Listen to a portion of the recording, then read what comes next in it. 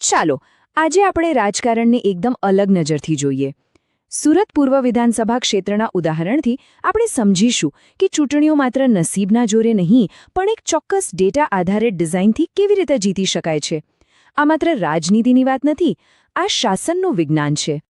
કોઈ પણ મતવિસ્તારને સમજવો હોય તો પહેલાં તેની માટીને સમજવી પડે, ત્યાંના લોકોને, તેમના ઇતિહાસને જાણવો પડે.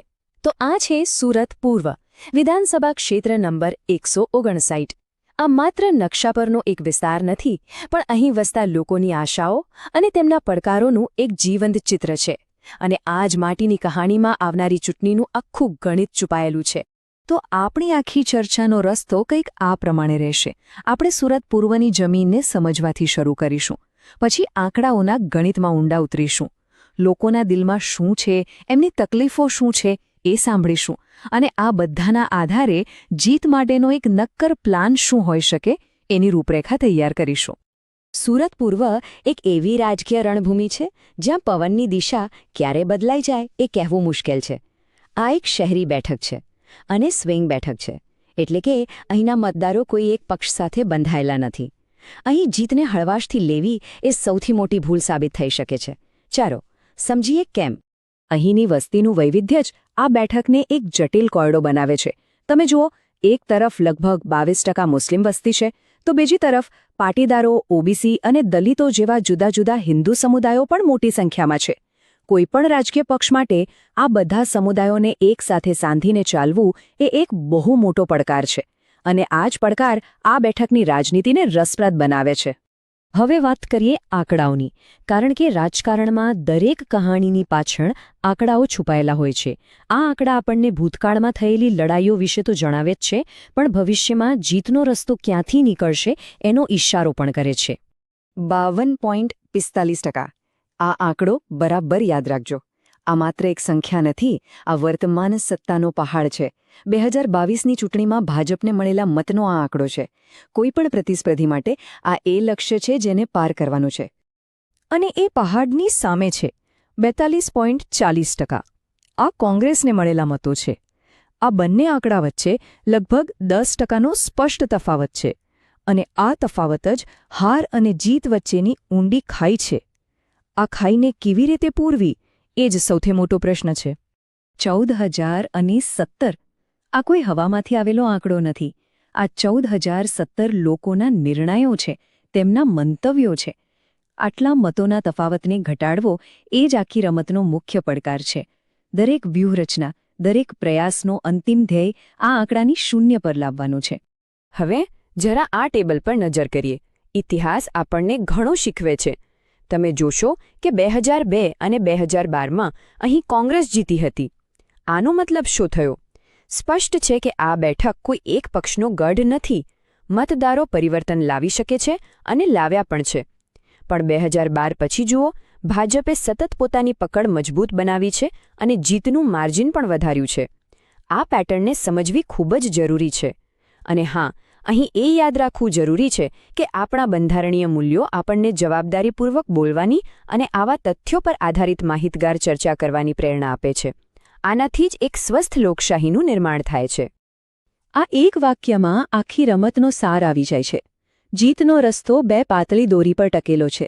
પહેલી, બિનમુસ્લિમ મતદારોનો એક નાનો પણ નિર્ણાયક હિસ્સો પોતાની તરફ વાળવો, અને બીજી, મુસ્લિમ મતદારોને મતદાન કરવા માટે બૂથ સુધી લઈ આવવા. આ બંને વચ્ચેનું સંતુલન જે સાધી શકશે, જીત તેના પક્ષમાં આવશે. 10થી 12%નો વોટ સ્વિંગ. આ કોઈ નાનો સૂનો આંકડો નથી.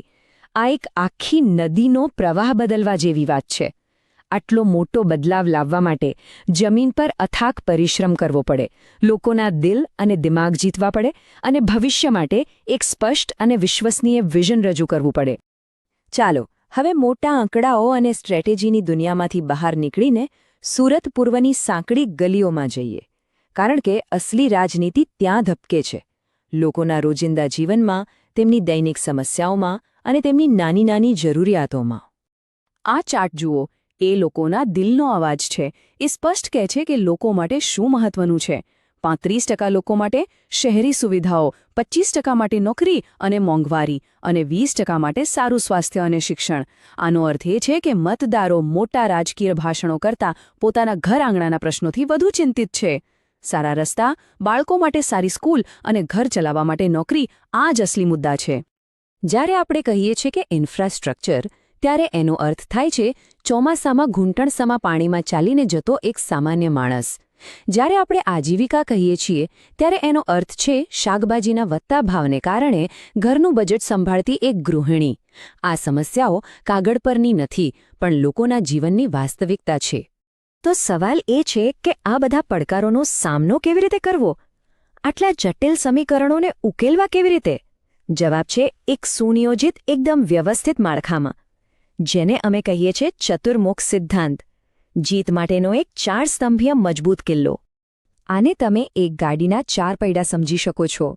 પહેલું, એક મજબૂત અને વિશ્વસનીય ઉમેદવાર જે ગાડીનું એન્જિન છે. બીજું, બૂથ સ્તર સુધી ફેલાયેલું સક્રિય સંગઠન જે ગાડીની બોડી છે. ત્રીજું, લોકોના દિલ સુધી પહોંચે એવો સ્પષ્ટ સંદેશ જે સ્ટિયરિંગનું કામ કરે. અને ચોથું, આધુનિક સંસાધનો અને ડેટા જે ગાડીનું ઈંધણ છે. જો એક પણ પૈડું નબળું પડે તો જીતની ગાડી આગળ વધી શકે નહીં.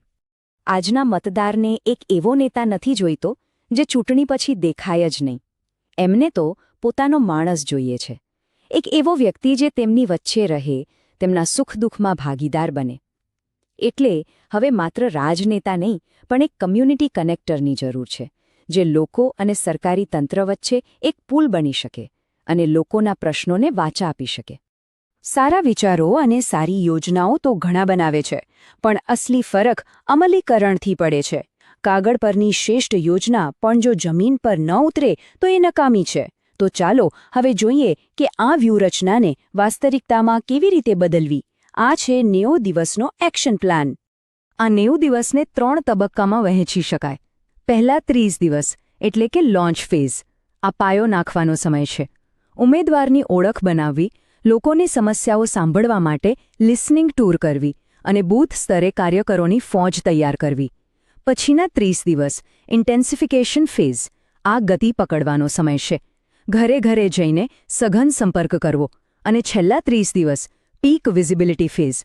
આ એ સમય છે જ્યારે આખી મહેનતને પરિણામમાં બદલવાની હોય છે. દૈનિક રેલીઓ, ધારદાર પ્રચાર અને મતદારોને મતદાન મથક સુધી પહોંચાડવાની પાક્કી વ્યવસ્થા. પણ આ બધું શા માટે? શું માત્ર એક ચૂંટણી જીતવા માટે? બિલકુલ નહીં. આ આખી કવાયતનો અંતિમ ધ્યેય છે શાસન. એક એવું શાસન જે લોકોના જીવનમાં સકારાત્મક પરિવર્તન લાવી શકે. જીત એ અંતિમ મંઝિલ નથી, પણ એક બહુ મોટી જવાબદારીની શરૂઆત છે. અને શાસન એ ચૂંટણી પછી નિભાવવાનું વચન છે. આ બ્લ્યુપ્રિન્ટને જમીન પર ઉતારવા માટે આજના જમાનાના સાધનોનો ઉપયોગ કરવો જ પડે. જેમ કે એક કેન્દ્રીય વોર રૂમ બનાવવો, સોશિયલ મીડિયા પર ફેલાતી ખોટી માહિતીનો તરત જવાબ આપવા માટે એક ફેક્ટ કાઉન્ટર ટીમ બનાવવી અને સ્થાનિક સ્તરે પ્રભાવશાળી લોકો જેમ કે શિક્ષકો અને ધાર્મિક આગેવાનોનો સંપર્ક કરવો. અને આ બધું કરતી વખતે એક વાતનું ખાસ ધ્યાન રાખવું પડે: લોકોની પ્રાઇવેસી. દરેક વ્યક્તિની અંગત માહિતીનું સન્માન કરવું અને તેમની સંમતિ વિના તેનો ઉપયોગ ન કરવો એ માત્ર કાયદાકીય જ નહીં, પણ નૈતિક જવાબદારી પણ છે. તો અંતે સવાલ એ જ રહે છે: શું ગણિત, વિજ્ઞાન અને લોકોની ભાવનાઓને જોડીને રાજકારણના સમીકરણને બદલી શકાય છે? શું 14,017 મતોની આ ખાઈને એક વ્યવસ્થિત બ્લુપ્રિન્ટ વડે પૂરી શકાય છે? જવાબ તો ભવિષ્ય જ આપશે, પણ આ બ્લુપ્રિન્ટ એ દિશામાં એક મજબૂત અને તાર્કિક કદમ જરૂર છે. જો તમે પણ જનકેન્દ્રિત નેતા બનવા માંગતા હો અને તમારા મત વિસ્તારનો વિકાસ કરવા માંગતા હો, તો blueprintstrategies.ai પર mgr@blueprintstrategies.ai પર સંપર્ક કરો અથવા 0804204160 પર ફોન કરો. રાજનીતિથી પર એક ઉદ્દેશ્ય.